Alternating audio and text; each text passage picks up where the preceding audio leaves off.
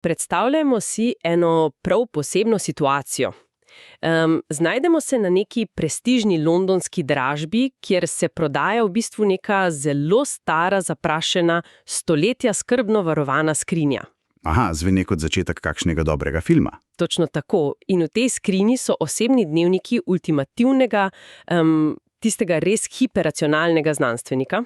Človeka, ki ga zgodovina pač slavi kot utelešenje nekega hladnega razuma in stroge logike. Res je. Utelešenje matematične natančnosti.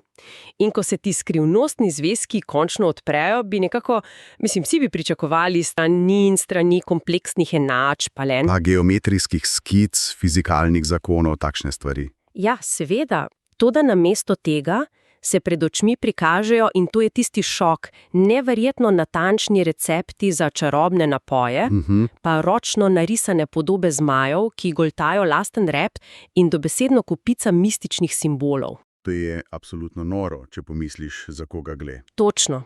In v današnji izjemno podrobni in temeljiti analizi bomo dejansko dekonstruirali enega največjih mitov v zgodovini znanosti. Tako je. Naš glavni vodnik pri tem pa bo tisti zares fascinanten članek Saša Dolca. Z naslovom Isaac Newton, zadnji mag, ki je nehote razčaral svet. Raziskali bomo namreč, kako so temelji te naše moderne fizike v bistvu zrasli iz najbolj zadušljivih kotov alhimije in mistike. In kar je pri tej celotni zgodbi najbolj fascinantno, ni zgolj sam obstoj teh nenavadnih zapiskov. Ne, kaj pa potem?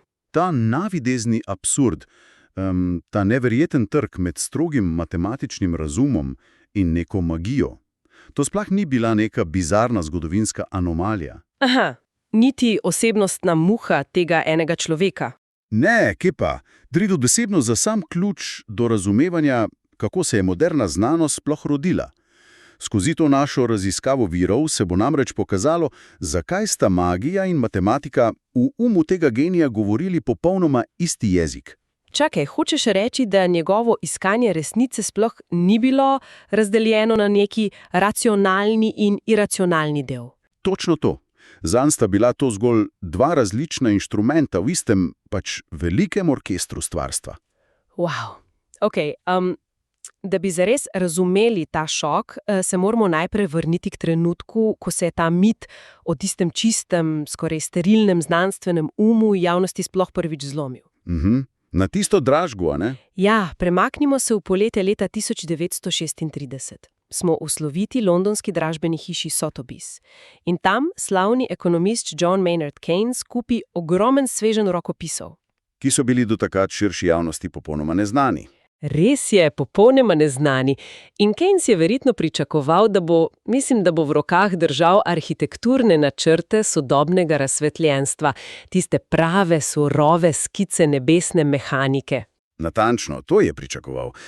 Tip je mislil, da kupuje hladno dediščino razuma, temelj modernega sveta. Namesto tega pa je dobil, in to me v branju virov čisto fasciniralo, pole papirja, iz katerih je dobesedno vel vonj po sajah. Po sajah, kemikalijah in tistih starih pečeh, ja? Točno. In ko je Keynes začel prebirati te drobcene, verjetno pedantne črke, je naletel na alkimistične zmaje. Pa na simbole tistih tako imenovanih zelenih levov in skrivnostne hermafrodite. Kar so bile v bistvu vse prispodobe za zapletene kemične procese v alhimiji. To je popolnoma noro. A kako je Keynes sploh reagiral na to? Je bil morda razočaran? Zelo presenečen, vsekakor. Je to morda preprosto odpisal kot nekakšen bizaren hobi, s katerim se je veliki genij ukvarjal ob nedeljah, ko ni imel drugega pametnejšega dela? In prav tu tiči tisto največje presenečenje. Keynes teh zapiskov ni kar odpisal, zelo podrobno jih je preučil in spoznal nekaj, kar je kasneje res močno pretreslo zgodovino znanosti. Kaj točno? Ugotovil je, da to absolutno ni bil hobi. Zanj alhimija, fizika in celo preučevanje tiste biblijske apokalipse, to niso bile ločene discipline. Ampak so bili zgolj, enakovredni načini iskanja odgovorov. Ja, načini za branje ene in iste božje resnice. Keynes je namreč na koncu izdal tisto slavno misel, da ta človek ni bil prvi arhitekt razsvetljenstva, ampak dobesedno zadnji izmed magov. Zadnji izmed magov, kakšna močna izjava. Res je. Tisto alhimistično brbotanje v tisti zadušljivi lopi v Cambridgeu je bilo namreč absolutno nujno za njegove največje fizikalne preboje. Čakaj, to zveni skoraj protislovno. Če njegov ni bil razcepljen in sta magija ter fizika resnično hodili z roko v roki, kako natančno je to vplivalo na odkritja? Na tista njegova najbolj slavna, ne? Ja. Pomislimo recimo na tisto najbolj znano zgodbo iz vseh šolskih učbenikov, zgodbo o jabolku. Seveda. Klasika. Smo v letu 1665 v Londonu grozljivo pustoši velika kuga. 22-letni študent se umakne na podeželsko posestvo Woolsthorpe. To je tisto slavno Annus Mirabilis. Njegovo čudežno leto, tako je. In tam, v popolni osami in tišini on izumi infinitezimalni račun, z optično prizmo razcepi svetlobo in doživi tisti legendarni preblisk o luni in univerzalni težnosti. Ob opazovanju padca jabolka v sadovnjaku. Točno to. Ampak tu je tisti ključni, res neverjetni detajl, ki ga vsi pogosto spregledamo. On ima vse te genialne izračune narejene in potem jih preprosto skrije v predal. In jih tam pusti ležeti skoraj 20 let. Ja, neverjetno. Zakaj bi nekdo to naredil? A ni bil to njegov največji uspeh? Zato, ker je bil zelo previden in otrok svoje dobe. Imel je sicer matematični dokaz, da sila upada s kvadratom razdalje in da ista sila, ki vleče jabolko, drži luno v orbiti. Ja, formulo je imel v rokah. Imel je formulo. Toda zakaj je utihnil? Ker takratna vladajoča intelektualna paradigma sploh ni dovoljevala nobenih nevidnih sil. Takratnemu miselnemu svetu je povsem suvereno vladal francoski filozof René Descartes. In njegova mehanistična filozofija, ne? Da si to lažje predstavljamo, meni se to zdi tako, kot bi nekdo v tistem času izumil daljinec za televizijo. Odlična primerjava.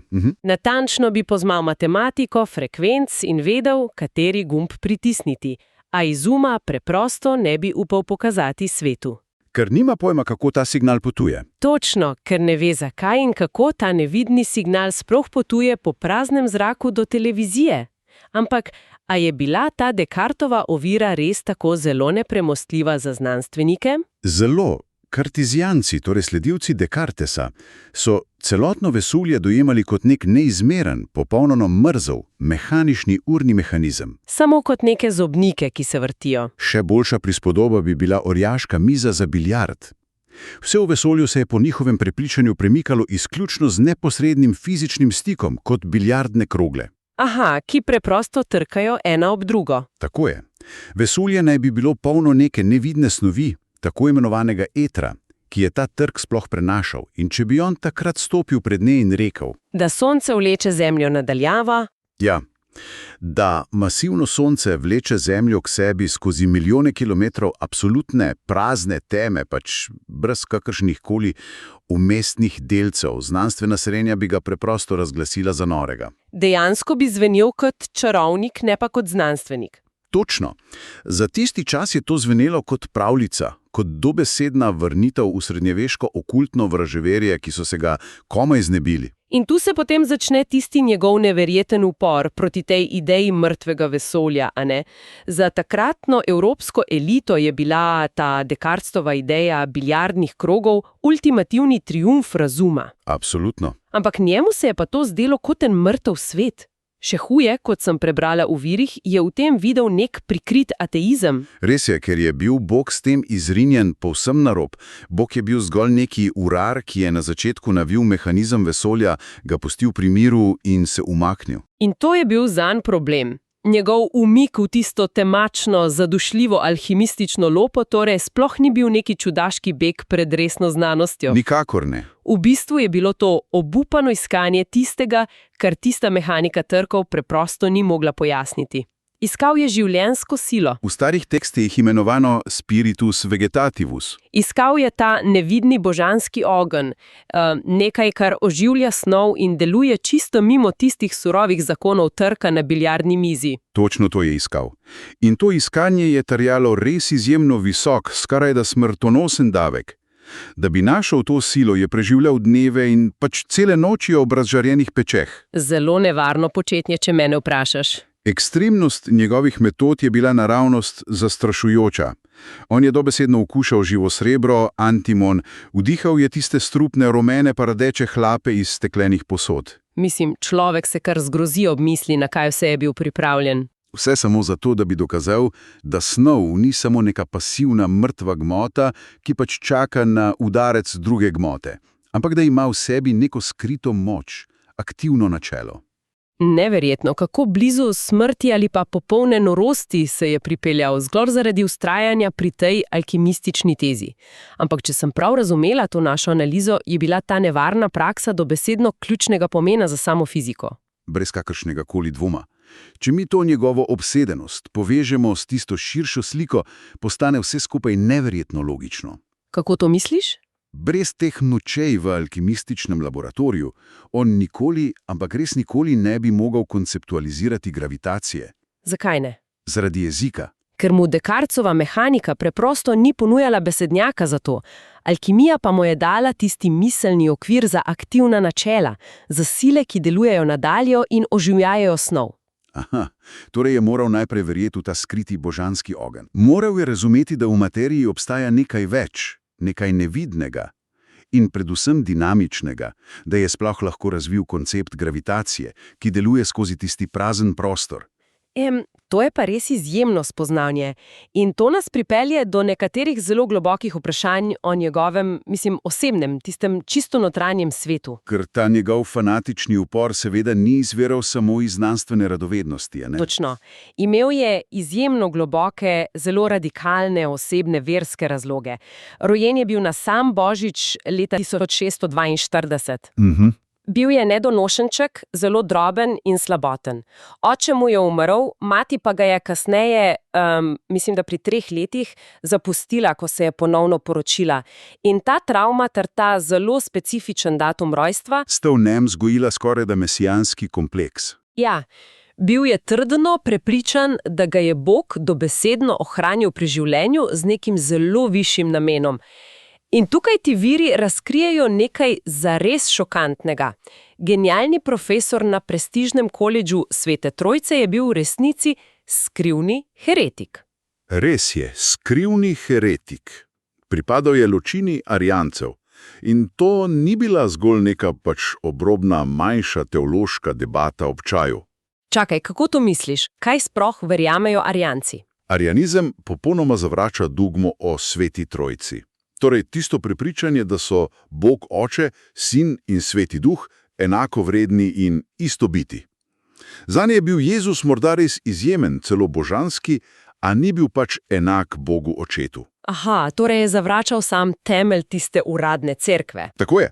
Bil prepričan, da je Sveta Trojica pravzaprav masivna cerkvena zarota iz 4. stoletja. Neka velika korupcija samega krščanstva.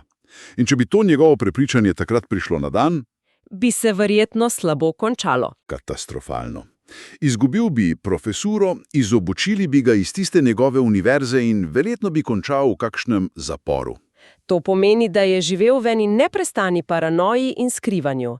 Sebe je verjetno dojemal kot nekakšnega, starodavnega duhovnika narave. Ki ima nalogo rešiti kriptogram. Točno to, tisto šifro, ki jo je Bog pustil na 2 mestih, v Svetem pismu in v samem ustroju narave. In če poskušamo najti neko moderno analogijo, kako je on videl svet, Kako bi to opisala? Sama si to njegovo vizijo sveta predstavljam kot tisto ultimativno sobo pobega, a veš, tisti escape room. Aha, zanimiva prispodoba. Ampak v razsežnostih celotnega vesolja. To je dobesedno sobo pobega, kjer je namige izjemno skrbno nastavil sam stvarnik, razvozla pa jih lahko seveda samo ena zelo elitna peščica izbrancev. In on je bil prepričan, da je eden izmed njih. Ja, Zato je tudi te dolge noči preživljal v tistem prav obsesivnem in natančnem izračunovanju dimenzij starodavnega Salomonovega templja. Trdno je namreč verjel, da se prav v tistih arhitekturnih proporcijah skriva celotna koda za gibanje planetov. Za razporeditev samega sončnega sistema, zanj prostor kot tak dejansko ni bila zgolj neka fizikalna praznina. Kaj pa je bil? Bil je sensorium Dei, kar se dobesedno prevele kot neskončni božji senzorični organ, skozi katerega Bog ves čas neprestano čuti in upravlja celoten svet. Kakšen fascinanten in obenem strašljiv koncept. In prav to nam seveda odpira tisto izjemno pomembno vprašanje pri tej analizi. Mislim, kakšen vpliv ima na znanost ki je absolutno prepričan, da z nekimi matematičnimi enačbami ne opisuje zgolj gibanja kamnov. Ampak da dobesedno razkriva samo arhitekturo Boga. Tako. Odgovor je fanatična, dobesedno neustavljiva natančnost. Za nekoga, ki samo raziskuje naravo, napaka v nekem izračunu morda pomeni le to, da bo poskus ponovil jutri. Ja, nič hujšega se zgodi. Ampak za ki verjame, da prevaja božji načrt v tisti človeški jezik, je pa napaka veliko več kot zgolj ena matematična netočnost. Napaka je bogokletje. Seveda. Potem to pojasni vso tisto njegovo nečloveško obsedenost. Tisto gonilno silo, ki mu je sploh omogočala, da je lahko 20 let v popolni izolaciji obsesivno preračunoval orbite. Njegova teologija ni bila neka zavora njegovi znanosti. Bila je dobesedno njeno najmočnejše pogonsko gorivo. Ampak, a veš, tu se potem pojavi tisti naslednji velik misterij za naju. Imamo torej nekega precej paranoičnega, izoliranega heretika, polnega absolutno prepovedanih idej. Ki preživlja cele dneve obdan s tistimi strupnimi alhimističnimi hlapi. Ja. In kako je potem tak človek sploh prišel do tega, da je spisal in izdal knjigo, ki jo je, mislim, dobesedno spremenila tok zgodovine človeštva? In tukaj je zanimivo to, da se vse začne z neverjetno banalno situacijo. Dobesedno v neki londonski kavarni. Aha, tista znamenita stava, smo v letu 1684, če se ne motim, in tam za isto mizo sedijo, pazi to, 3 veliki tistega časa. Res težko kategorniki. Arhitekt Christopher Wren, polihistor Robert Hooke in pa tisti mladi astronom Edmund Halley. Pijejo kavo in sklenejo stavo glede orbit planetov. In glede predvidevanja, da tista privlačna sila pada s kvadratom razdalje. Točno. Problem pa je bil, ker nobeden od njih tega ne zna matematično dokazati. Zato se Halley po mesecih neuspehov odpravi v Cambridge in pa poišče tistega čudaškega, osamljenega profesorja matematike. In ko ga vpraša, kakšna bi bila oblika tirnice, odgovor pride v trenutku, dobesedno kot izstopa, elipsa. In nato sledi zame tisti resnično komičen trenutek celotne zgodbe. Ko Halley, popolnoma osupel nad tim, da nekdo dejansko pozna ta odgovor, vpraša, po kako to ve? Dobi tisti genialen odgovor. Sem izračunal. Tako je. A ko prosi, če lahko vidi te izračune, genij začne preprosto brskati po svoji mizi in mrtvo hladno reče, da je tisti papir nekje založil. Mislim, to mi je zares neizmerno zabavno. Največja skrivnost vesolja je rešena, listič pa je izgubljen nekje med tistimi starimi alkimističnimi recepti. Kot bi iskal ključe od avta. Dobesedno. Največje odkritje v zgodovini pospremi neka izjava v smislu, tisti papir sem nekam založil. A Halley ga na srečo prepriča, naj ta izračun ponovi. In ta trenutek nato v njem sproži res neverjetno 18-mesečno manično epizodo.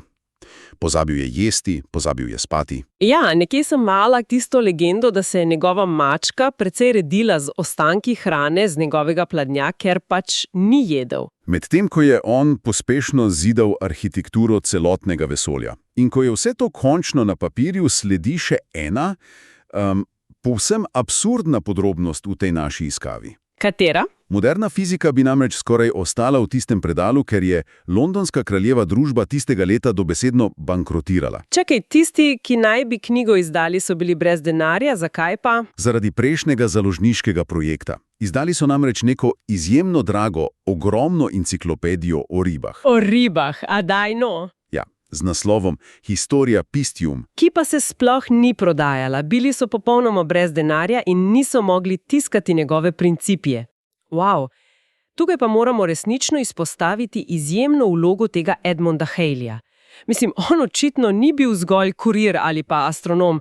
V tej zgodbi je dejansko odigral vlogo prave porodne babice moderne znanosti. Res je.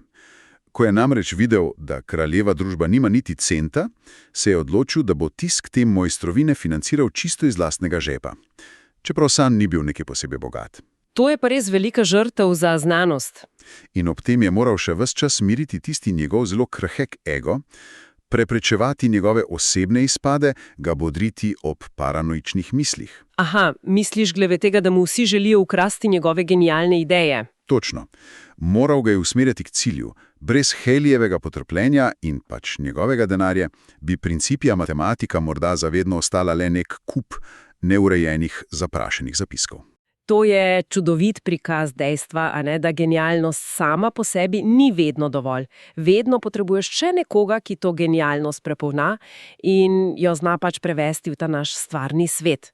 Zelo dobro povedano. In tako smo končno v tistem znamenitem letu 1687. Tisti težak snopič papirja končno izide. In zdaj bi človek pričakoval, da bodo zvonili zvonovi in da bo sledilo absolutno zmagoslavje razuma. Pa ni bilo ravno tako, ne? Zgodi se nekaj povsem drugega, popoln epistemološki šok celotne Evrope. Evropska intelektualna elita, veliki umi, kot sta bila Christian Huygens in Gottfried Wilhelm Leibniz, bili so globoko zgroženi. Ja, pričakovali so vrhunec tistega Descartesovega mehanicističnega razuma, tisti natančen načrt zobnikov, kar so pa dobili, pa je po njihovem mnenju močno zaudarjalo po nekem čarovništvu. Seveda. Ta ideja o nevidni gravitaciji, ki brez kakršnih koli vmesnih delcev deluje skozi milijone kilometrov praznega prostora, se je jim zdela preprosto čista magija. Leibniz mu v pismih celo neposredno učita, da ponovno uvaja okultne lastnosti. Mislim, njihov odpor je bil z njihovega zornega kota povsem logičen in razumljiv. Dolgo so se trudili odvreči tisto srednjeveško magijo, se naslonili na hladno logiko, zdaj pa jim nekdo znova ponuja nevidne sile. Točno to. Bilo je kot korak nazaj. Ko sem razmišljala o tem, se mi je zdela popolna analogija ta, da je bilo to zanje res tako absurdno, kot če bi naravo poskušali razložiti kar z vodolutko. Aha, z vodolutko. Kako to misliš? Predstavljamo si, da nekdo prebode voščeno lutko nekje v Londonu in potem nekdo drug začuti fizično bolečino v Parizu, brez kakršnekoli fizične otipljive povezave vmes. Ja, točno tako se jim je to zdelo. Nevidno delovanje nadaljavo. In soočen s tem posmehom, s temi groznimi kritikami intelektualcev po vsej Evropi, se nato odloči za tisti zelo slavni obrambeni manever. In izreče stavek: Hypothesis non fingo. Hipotezi ne izmišljam. Meni se to zdi kot morda najbolj genialen PR manever v celotni zgodovini znanosti. On pravzaprav z njim prizna: ne vem, kaj je gravitacija in nimam pojma, zakaj deluje nadaljavo. Ampak poglejte pa to mojo brezhibno matematiko. Ta dokazuje, kako se obnaša in da neizpodbitno obstaja. Točno tako. Celoten tisti problem magije je tako elegantno in spretno potisnil pod preprogo matematike. Ampak veš, to ni bil zgolj nek PR manever za reševanje ugleda. To je bilo nekaj veliko, veliko večjega. To je bil tisti ključni, prelomni epistemološki res, ki je na novo definiral moderno znanost. Aha, kar je ločil matematiko od filozofije. Natančno tako. Znanost se je takrat ločila od globokega iskanja mehaničnih vzrokov. Odpovedela se je iskanju esence, tistega globokega filozofskega zakaj, namesto tega se je pač omejila na matematične zakonitosti. Na opazovanje sveta, torej na tisti nesporni kako. Ja, in s tem je alkimistični čudež, tisto nevidno aktivno načelo, genialno preoblekla v strogo, hladno obleko geometrije in matematike. Od takrat naprej fizikom sploh ni bilo več treba razlagati, zakaj se nekaj zgodi. Dovolj je bilo, da so znali to napovedati z enačbo. Tako je. A čeprav govorimo o tem genialnem preboju, moramo pri naši analizi nujno pogledati tudi tisto zelo mračno plat tega uma. Ta obsesivni raziskovalec je imel namreč eno izjemno samodestruktivno in presenetljivo kruto naravo. Ja, njegova osebnost je bila res kompleksna. Poglejmo denimo njegovo drugo veliko delo z naslovom Optika. Izšlo je šele leta 1704 in čeprav je imel te poskuse očitno pripravljene že desetletja prej, veš, zakaj je tako dolgo čakal z objavo? Zaradi Roberta Hooka, ne? Točno. Preprosto zato, ker je dobesedno hladnokrvno čakal, da njegov veliki sovražnik in kritik, s katerim se nista prenesla, umre. Neverjetna zamera. Res neverjetna. In tisti njegovi poskusi v tej knjigi, mislim, to ni bilo samo teoretiziranje. Kje pa? Za preučevanje barv in tistega načina, kako se svetloba lomi v očesu, je vzel in ob tem me res kar zmrazi. Vzel je to pošivanko za šivanje usna, si jo potisnil v bistvu med zrklo in kost očesne jame ter močno pritisnil na lastno oko.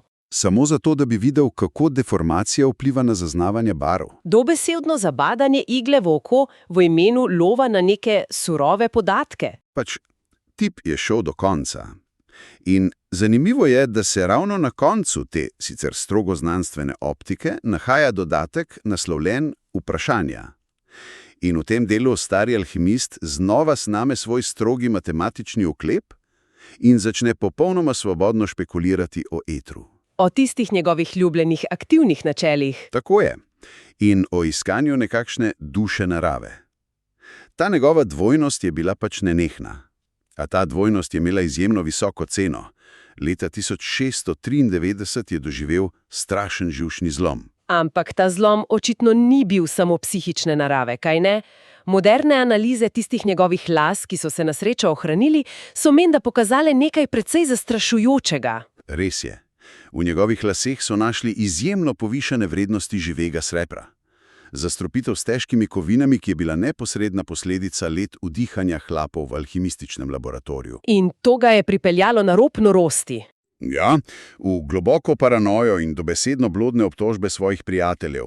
A ko si je na to nekoliko opomogel, sledi tisti resnično osupljiv življenjski preobrat. Misliš selitev v London? Tako, ta osamljeni, tihi preučevalec zaprašenih pergamentov zapusti univerzo, se preseli v tisti hrupni London in sprejme mesto upravnika kraljeve Kavnice. In tam se iz nekoga, ki pač cele noči prebedi ob iskanju tiste božanske iskre v snovi, prelevi v enega res neizprosnega birokrata in v bistvu celo kavnika. Njegov lov na ponarjevalce denarja je bil zloglasen.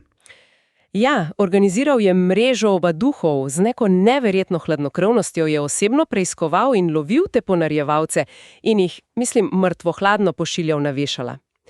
Pa tudi na sovražnike v znanosti ni kar pozabil, a ne? O, nikakor.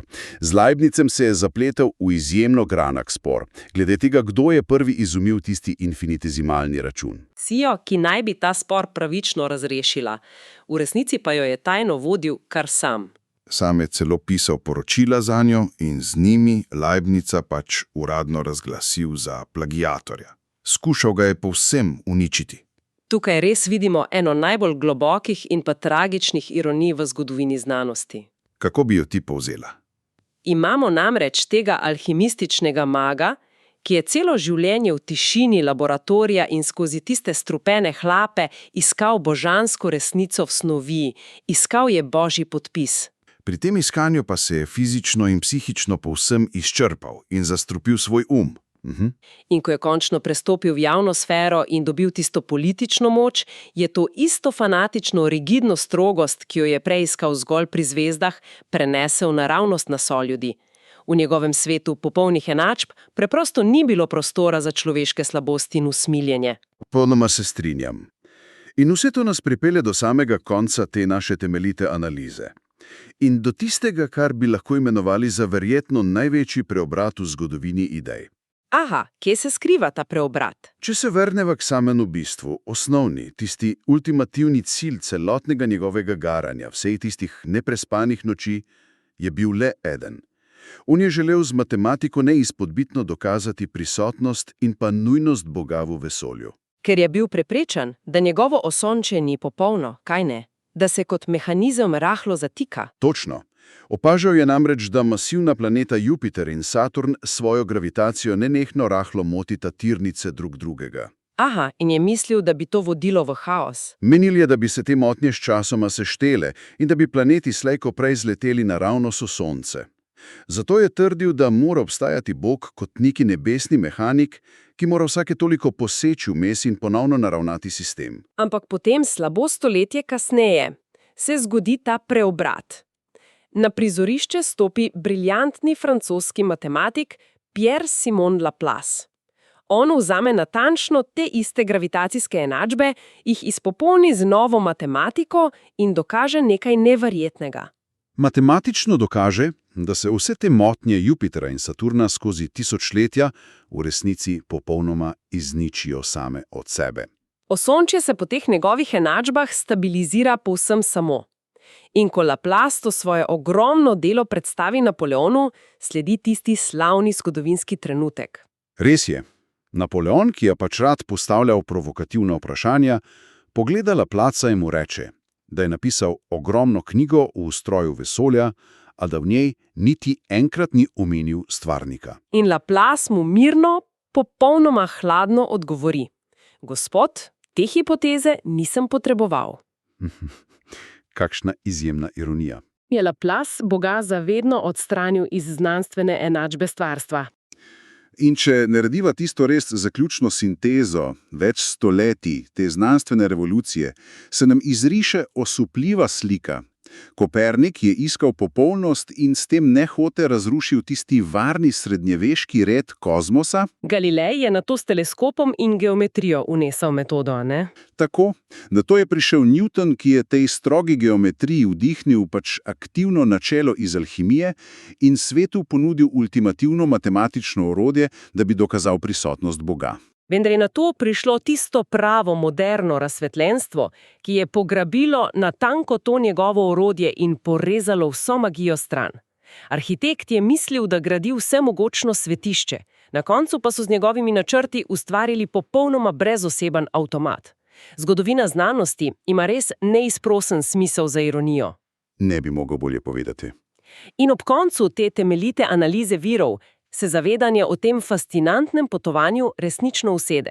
Spoznanje, da je ta ostri razum moderne znanosti zrasel dobesedno na pogorišču in v smradu alkimističnih peči, iz iskanja svetopisemskih šifer, pač popolnoma razširi tisti naš pogled na to, kaj beseda znanstvenik sploh pomeni.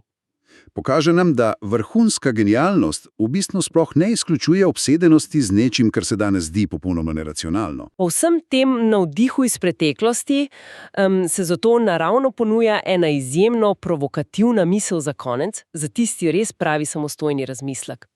Če vemo, da so ti temeljni preboji zrasli iz idej in praks, ki bi jih danes z lahkoto zavrgli kot čisto magijo, se lahko vprašamo, katera sodobne, na videz povsem nore, marginalne ali celo smešne ideje današnjega časa v tem trenutku nekje v tišini skrivaj inkubirajo naslednji revolucionarni preskok v človeškem razumevanju sveta. Morda pa znanost prihodnosti prav zdaj znova brbota v nekem današnjem sodobnem alkimističnem loncu, ki ga sploh še nismo sposobni prepoznati. Prav s to mislijo se to naše današnje globoko raziskovanje tudi zaključuje.